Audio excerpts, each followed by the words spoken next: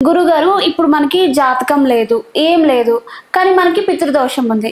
కానీ అది తెలుసుకోవాలంటే మనం ఎలా తెలుసుకోవచ్చు గురుగారు? అంటే ఏమైనా సిమ్టమ్స్ ఉంటాయా? తప్పనిసరిగా ఉంటాయి నాన్న. 100% పితృదోషాలకు సిమ్టమ్స్ అన్ని చోట్ల కనబడుతూనే ఉంటాయి. సింపుల్. అసలు పిల్లలు పుట్టకపోవటం ఒకటి, పుట్టిన పిల్లలు ఆరోగ్యవంతంగా లేకపోవటం, మానసికంగా దేహపరంగా శారీరకంగా రెండు ఆరోగ్యాలు ఏదో ఒకటి చెడిపోయి ఉండటం. ఇప్పుడు కొంతమంది హైపర్ యాక్టివ్ గా పుడుతుంటారు, కొంతమంది ఆటిజంతో పుడుతుంటారు. ఇవి అసలు పెళ్ళే కాకపోవటం, పెళ్ళైన తర్వాత భార్యాభర్తలు కలిసి ఉండలేకపోవటం, అలాగే చేస్తున్న వ్యాపారం ఉంటుంది, కోట్ల కోట్ల కోట్ల కోట్లకు సంపాదిస్తారు, ఉన్నటువంటి టక్కన రోడ్డు మీదకి వచ్చేస్తారు, వీధి మీదకి ఉన్నసారి ఒక్కసారి వ్యాపారం మొత్తం కొలాప్స్ అయిపోతుంది. ఇలాంటివి. ఉద్యోగం ఎదుగుదల ఉండదు, ఏమీ ఉండదు, ఎదుగు పొదుగే ఉండదు, అక్కడక్కడే ఉంటూ ఉంటారు ఉద్యోగంలో. అందుకని జీతం పెరగదు, స్థాయి పెరగదు. అలాగే వాళ్ళు చదువుకున్న చదువుకి వాళ్ళు చేస్తున్నటువంటి ఉద్యోగాలకి సంబంధం ఉండదు, సంపాదన ఉండదు, వృత్తి చేస్తూ ఉంటాడు, కూలివాడిగానే ఉంటాడు. వ్యాపారం, ఉద్యోగం, ఇలాగే సంపూర్ణమైనటువంటి ఆరోగ్యం. ఇప్పుడు నిజంగా పూర్వకాలంలో బీపీ, షుగర్లు ఇట్లాంటివి 60-65 ఏళ్ళ తర్వాత ఎప్పుడు వచ్చేవి లేవనేది కూడా గ్యారంటీ లేదు. ఇప్పుడు అసలు ఎంగేజ్ నుంచి అన్నీ ఉన్నాయి కదా. పుట్టుకతో వస్తున్న వాళ్ళు కూడా ఉన్నారు నాన్న. మొన్న మధ్య నా దగ్గర ఒక పాప వచ్చింది, 10th క్లాసు, 490 షుగర్ ఉంది అమ్మాయికి. ఇంకేం చెప్పచ్చు, 490 షుగర్ అమ్మాయికి. స్పెట్స్ లేకపోతే కళ్ళు కనపడవు. అవునా? ఇప్పుడు ఇంత వయసు వచ్చింది నాన్న నాకు 46 ఏళ్ళు. 46 ఏళ్ళకి ఇంతవరకు నాకు స్పెట్స్ లేవు, నా కొడుకులకు ఉన్నాయి. అంటే ఏంటి? అవునా? ఈ దోషాలు ఏవైతే ఉంటాయో ఆరోగ్యాన్ని కూడా క్షీణింపజేస్తూ ఉంటాయి. అలాగే మొండితనంగా ఉండే పిల్లలు, మాట వినకపోవటం. అంత దేనికి నాన్న, ఏ పని చేసినా మాకు కలిసి రావట్లేదని, మేము ముందుకు వెళ్ళలేకపోతున్నాం, ఇక్కడే ఉండిపోతున్నాం అని చెప్పడమే పితృదోషం, స్త్రీశాపం. దీనికి సింబాలిక్ గా చెప్పాలి అంటే, మన పూర్వీకుల్లో ఎవరైనా 60 సంవత్సరాల లోపల చనిపోయి ఉండడం, అలాగే మన పూర్వీకులు 2వ వివాహం చేసుకుని ఉండడం, ఆడవాళ్ళని హింసించడం శారీరకంగా మానసికంగా. మన పూర్వీకులు ఎట్లా ఉండేవాళ్ళు? పురుష అహంకారం ఎక్కువ ఉండేది, మేల్ డామినేషన్. అవునా? డామినేషన్తో ఏం చేసేవాళ్ళు పూర్వకాలంలో? భార్య ఇంట్లో ఉండగా ఇంకో ఇల్లీగల్ రిలేషన్, లేదా పెళ్లి చేసుకుని డైరెక్ట్ తీసుకొచ్చేవాళ్ళు, మహారాజులు అయినట్టు. అవునా? ఆ రకమైనటువంటి పరిస్థితులు ఉండేవి. దాంట్లో ఇంట్లో ఉన్న మొట్టమొదటి భార్య బాధపడుతుందా లేదా? ఎంత మానసికంగా బాధపడుతుంది. బయట మగవాడు కొడతాడేమో భయం, బయటకు చెప్పలేదు, లోపల మింగలేదు.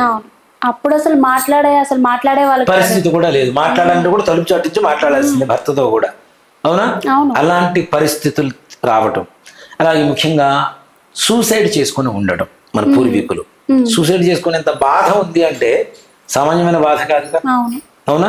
అది ముఖ్యంగా ఆడవాళ్ళు సూసైడ్ చేసుకోవడం, మర్డర్స్ జరగటం, అలాగే ఫైర్ యాక్సిడెంట్స్, వాటర్ యాక్సిడెంట్స్. పూర్వకాలంలో ఫైర్ యాక్సిడెంట్స్ చాలా జరిగేవండి. యాక్సిడెంట్స్ కూడా కాదు, అది కూడా హత్య అనే చెప్తా. చాలా పూర్వకాలంలో అత్తమామలు, మొగుడు, ఆడపడుచులు వీళ్ళందరూ కలిసి పోవడానికి తగలబెట్టిన సన్నివేశాలు కోకొల్లలు ఉండే. చాలా 2003, 2004 నుంచి ఈ రకమైనటువంటి న్యూస్ రావడం తగ్గింది. కానీ అంతకుముందు ప్రతిరోజు రేడియోలో కావచ్చు, టీవీలో కావచ్చు, న్యూస్ పేపర్లో కావచ్చు, వరకట్న వేధింపులు ఇవే ఉండేవి. ఇప్పటికీ ఉన్నాయి గురువుగారు, చాలా తక్కువ. ఇప్పుడు కోడలు ఎదురు సమాధానం చెప్పడం మొదలు పెట్టారు కాబట్టి. పూర్వకాలంలో ఇది లేదు కదా. వరకట్నం వేధింపులే, కిరోసిన్ పోయడం, తగలబెట్టడం, గ్యాస్ స్టవ్ తిప్పడం, తగలబెట్టడం, నానా రకాలుగా కరెంట్ షాక్ కొట్టించడం, చంపేయడం.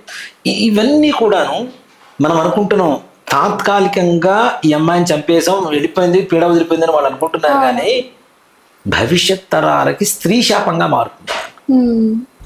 నేను ప్రతి వీడియోలో చెప్తా, ప్రతిసారి ఆడవాళ్ళ కంట కన్నీరు పెట్టించారు అంటే వాళ్ళ వంశ నాశనాన్ని వాడంతా వాడు కోరుకున్నట్టే లెక్క.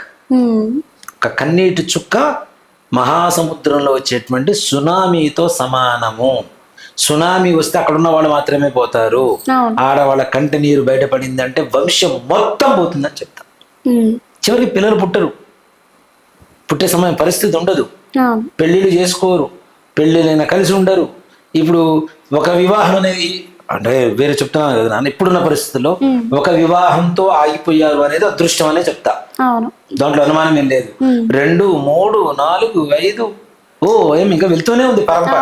రాబోయే రోజుల్లో ఇదే విధంగా కనుక ఆడవాళ్ళని హింసిస్తూ ఇచ్చేస్తూ ఉంటే రాబోయే రోజుల్లో పెళ్లి కాదు, ప్రతి మనిషికి పెళ్లిళ్ళు అనేది కామన్ అయిపోతుంది. దాంట్లో ఏమాత్రం కూడా సంశయం లేదు. ఇక్కడ 60 సంవత్సరాల లోపల చనిపోయినటువంటి వ్యక్తులకి, ఆడవాళ్ళకి ఈ రకమైనటువంటి హింస పెట్టడం ద్వారా స్త్రీ శాపం వస్తుంది. అదే మగవాళ్ళు. దీంట్లో కూడా చూడండి, ఇప్పుడున్నటువంటి రోగాలు చాలా దగ్గరగా ఉంటాయి.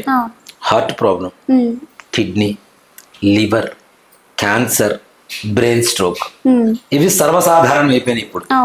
ఎందుకు అయిపోయినాయి? మన పూర్వీకులు చేసిన పాపాలు ఇప్పుడు అవి ఈ రూపంలో, రోగాల రూపంలో మనల్ని వెంటాడుతూ ఉన్నాయి. ఈ కారణాల వల్ల పూర్వీకులు ఎవరైనా చనిపోయి ఉన్న 60 సంవత్సరాల లోపల తప్పనిసరిగా పితృదోషం వస్తుంది.